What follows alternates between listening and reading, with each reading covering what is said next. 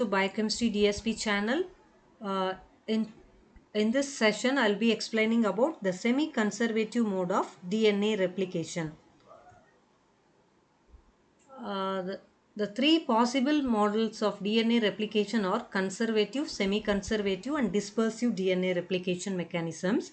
In 1953, James Watson and Francis Crick suggested a hypothetical mechanism of DNA self-duplication model to describe how base sequences of DNA are copied to generate identical duplicates and how one strand serves as a template for the synthesis of the other strand. So this type of replication is known to be semi-conservative mode of replication. Okay, so in semi-conservative replication, half of the parental DNA is conserved in the newly synthesized daughter cells. Okay, so the three possible modes of replication are conservative replication, semi-conservative replication, and dispersive replication. So if the replication is taken through semi conservative mode of replication, means the resulting progeny would be of the conserved type. That is, both the strands will be made up of either of the same type. That is, in the two daughter DNA molecules, you can find both the strands will be of from the parent, or both the strands will contain the newly synthesized strand. Okay, there is no mixed type of strands is produced here. In the if the replication is taken through conservative replication, means the resulting progeny would be of uh, same type of strands. Daughter cells will be produced. Okay, no mixture of templates. Then in semi-conservative replication, in this semi-conservative replication, half of the parental DNA will be conserved. Okay, and the newly synthesized DNA will have complementary base pairing with the template parental DNA. So if that type of replication has taken place, means it is said to be semi-conservative replication. Whereas in the dispersive mode of replication, in the newly produced two daughter DNA molecules, you can find both the strands. Okay, both the strands will be of hybrid type. It is not fully a parental DNA or the newly synthesized DNA. Both in each of the daughter molecule, you can find both the strands are of hybrid type. So if that type of replication is taken, means it is said to be dispersive replication. So Messelson and Stahel, they want to prove that the mode of replication in E. coli cells is semi-conservative in nature. It's not either conservative type or it is not dispersive type. They want to prove that it is of semi-conservative mode of replication has taken place in E. coli. So they done an experiment in the year 1958. Okay, in this experiment, they have grown E. coli cells for several generations in the N15 medium. So this medium N15 is said to be heavy medium. So in this heavy medium, E. coli was grown for several generations.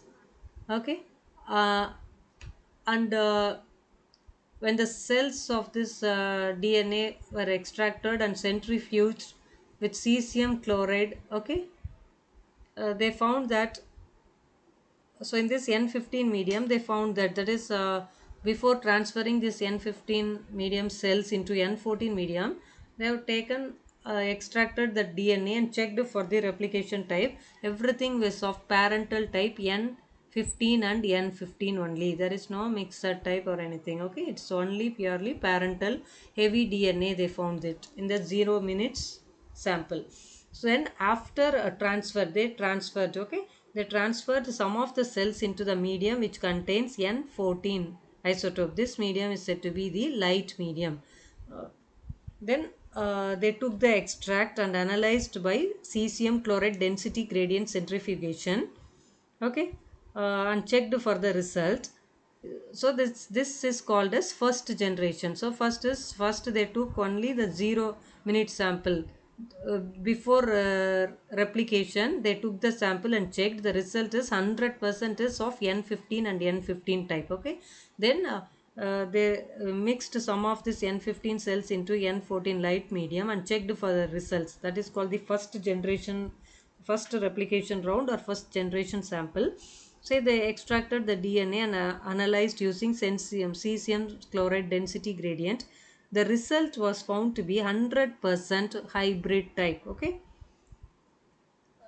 the first generation progeny DNA is found to be 100% hybrid. So it is mixed with N14 and N15 100%. Then again, they allowed the E. coli molecules to replicate. Then second generation also they took the DNA extract and analyzed. It was found that 50% was found to be hybrid. Okay, 50% is found to be N14 and N15 hybrid type, and other 50% is of only with N14 type, N14 and N14 type. There is no heavy type. N15 is not found in the second generation. Okay, then in the third generation they checked for the DNA replication. They found that 75% of light type. Okay, 75% of light, that is 3/4 of this progeny is of light type, and 1/4, that is 25% is of this hybrid type, intermediate type, N14 and N15.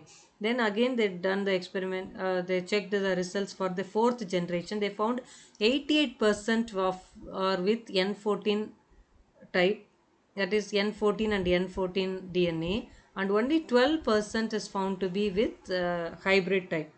Okay, with mixed with N14 and N15.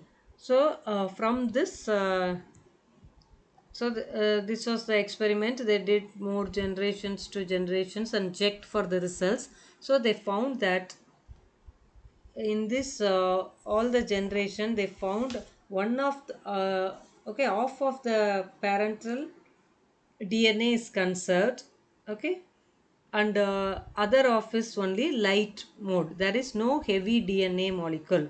So it concludes that each DNA molecule contains a template strand from the parental DNA, okay, proving that the mode of replication is semi-conservative.